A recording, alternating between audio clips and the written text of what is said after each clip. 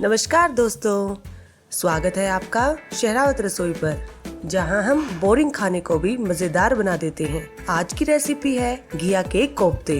अब आप सोच रहे होंगे, अरे यार ये घिया तो बचपन से ही हमारा दुश्मन है। लेकिन रुकिए, इस घिया के कोफ्ते खाने के बाद आपको इसकी आदत हो जाएगी। तो चलिए बिना देरी के शुरू करते हैं। तो दोस्तों, सबसे पहले हम मिलते हैं हमारे आज के हीरो से, घिया। पहले मैं इस घिया को अच्छे से धोकर और इसे छील लूंगी। उसके बाद इसे कद्दूकस करेंगे। कद्दूकस करते वक्त हाथों का ध्यान रखें कि कहीं आपके हाथों पर चोट न लग जाए। ये देखिए, मैंने इसे अच्छे से कद्दूकस कर लिया है। चलिए अब हम घिया को निचोड़ेंगे, क्योंकि घिया में पानी की मात्रा बहुत अधिक होती है और आपने अगर इसे नहीं निचोड़ा तो घिया का सारा पानी पकौड़ियों को खराब कर सकता है। इसीलिए इसे निचोड़ना जरूरी है।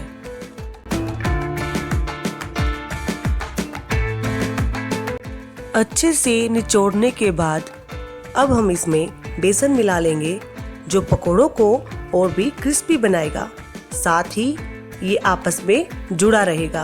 अब इसमें करते हैं मसालों की बारिश। नमक, हल्दी, धनिया पाउडर, लाल मिर्च,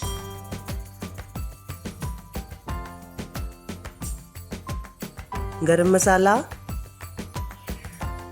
और थोड़ा सा साबुत सूखा धनिया।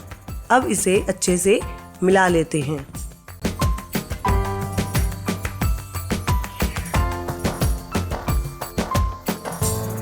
अब हम अपने घिया के मिक्सचर के छोटे छोटे बॉल्स बना लेंगे। इन्हें हम थोड़ा जल्दी बनाएंगे, नहीं तो हमारा मिक्सचर पतला हो जाएगा और घिया की जो बॉल्स हैं वो घी में डलते ही बिखर जाएंगी। बने हुए बॉल्स को हम एक एक करके प्लेट में बेसन डालकर उसमें रखेंगे, ताकि हमारी घिया के बॉल्स चिपके ना, और हल्का सा घिया बॉल्स के ऊपर भी डालेंगे। अब हम अपनी कढ़ाई तैयार कर लेते हैं। इसमें डालते हैं 5 चम्मच घी, जिसमें हमारे पकोड़े फ्राई हो सके।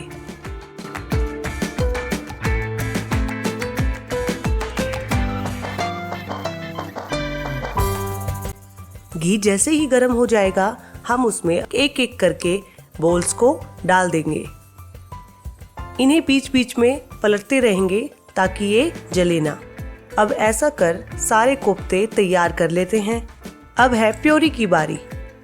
अब प्याज को रफली चॉप करके ग्राइंडर में डालकर स्मूथ पेस्ट बना लेंगे। मैंने यहाँ 2 मीडियम साइज प्याज ली हैं। ये पेस्ट रेडी है।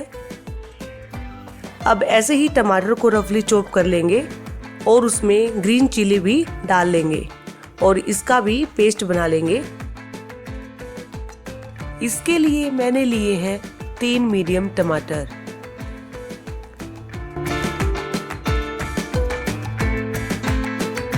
ये देखिए, ये भी रेडी है।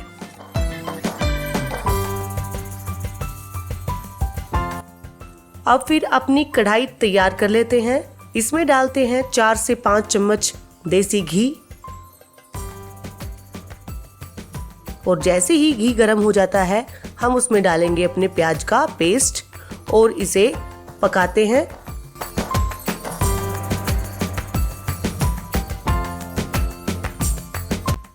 इसे हम हल्का ब्राउन होने तक पकाएंगे और इसे लगातार चलाते रहेंगे।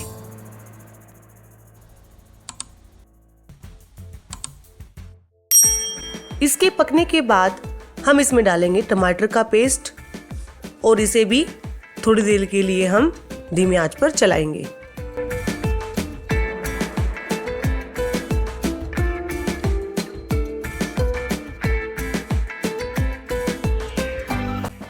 अब हम इसमें करेंगे अपनी मसालों की बारिश। टेस्ट के लिए नमक, 1 चम्मच हल्दी, 1 चम्मच धनिया, आधा चम्मच लाल मिर्च और चाट मसाला। फिर इनको हम अच्छे से मिक्स कर लेंगे। इन्हें चलाते रहेंगे और अब इसे हम 8 से 10 मिनट तक धीमी आंच पर ढककर पकने के लिए छोड़ देंगे।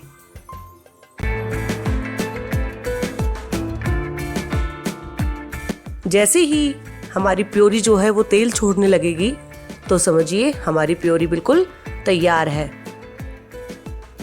तो इसमें डाल लेते हैं 1 गिलास गर्म पानी और एक अच्छी कंसिस्टेंसी तक इसे हम पकाएंगे। इसमें हम आधा गिलास पानी और ऐड करेंगे और फिर इसे धीमी आंच पर 8 से 10 मिनट के लिए ढककर पकाने के लिए छोड़ देंगे। अब हम अपने क्रिस्पी कोफ्तों को गरम तरी में डालेंगे।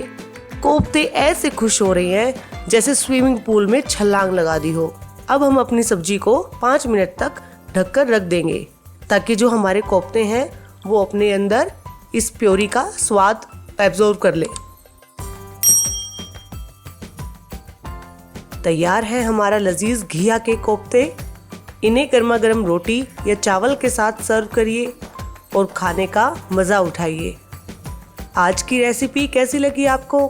घिया के कोफ्ते अब बोरिंग नहीं रहे बल्कि एक मज़ेदार ट्रीट बन गए हैं। और हाँ, लाइक, शेयर और सब्सक्राइब करना ना भूलें। अगली बार मिलते हैं एक और टेस्टी रेसिपी के साथ। तब तक खुश रहिए, स्वस्थ रहिए।